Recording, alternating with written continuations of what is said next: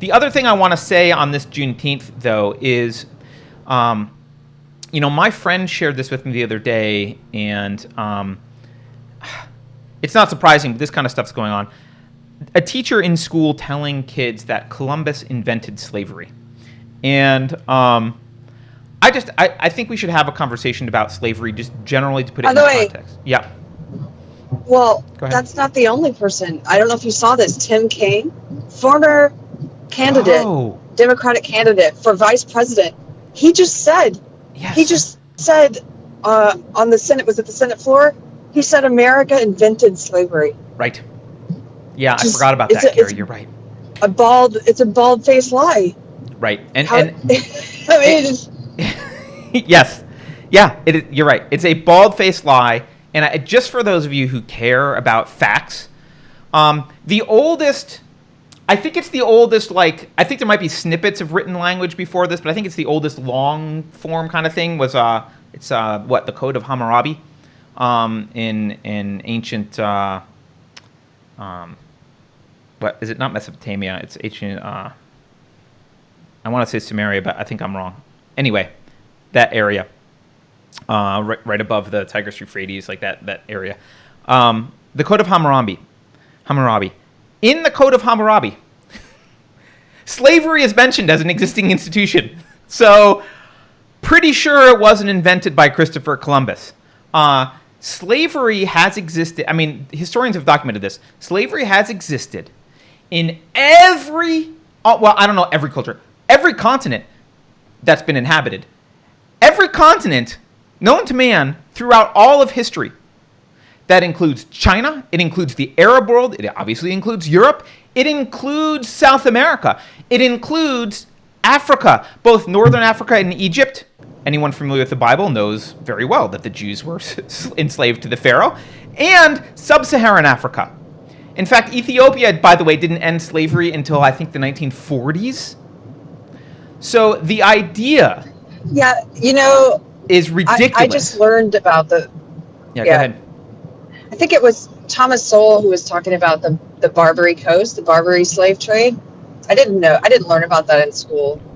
And so I've just been reading a little bit about that, which it's weird because every once in a while I encounter someone who's putting forth the SJW belief or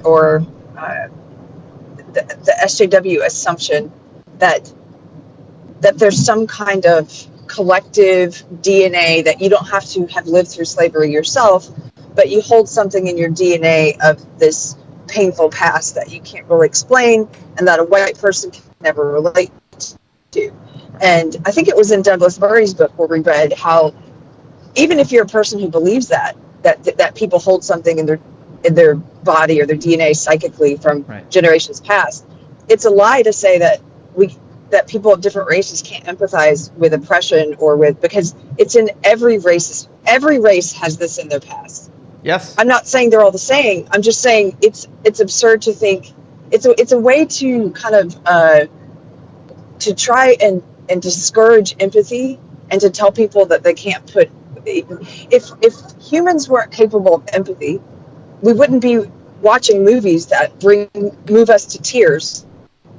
Right. About showing a human experience that oh my gosh, this person happens to be a different race than me. It doesn't matter. It moves you to tears because you're able to put yourself in that person's shoes. Yep. And I completely and thoroughly reject the idea that I have to be, or that anyone has to be of a particular sex or race in order to imagine what it's like to be in any situation.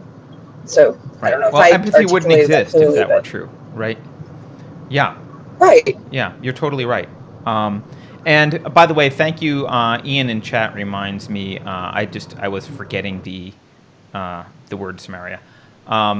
It was ancient Samaria. But yeah, I mean, there was, and also Elva Caro in chat points out that there are open air slave markets in Libya selling sub-Saharan Africans into slavery today. I had heard that as well, actually, and I haven't like done investigative reporting on that, but I have seen articles about it. So yeah, there are open air slave markets now, and what they would like to do. So what the left does is they begin history basically 1619 is the year zero for them, right? That's when history begins. And it begins with white people springing slavery onto the planet out of a vacuum, out of nowhere. Suddenly, white people bringing African slaves to America. This is where history begins. And this is where slavery begins to them. And I guess unless they're going to blame Columbus. But, blacks enslaved each other in Africa for millennia. Arabs enslaved each other. Ottomans enslaved the Christians. Egyptians enslaved the Jews. Blacks enslaved each other. Chinese enslaved people and were enslaved.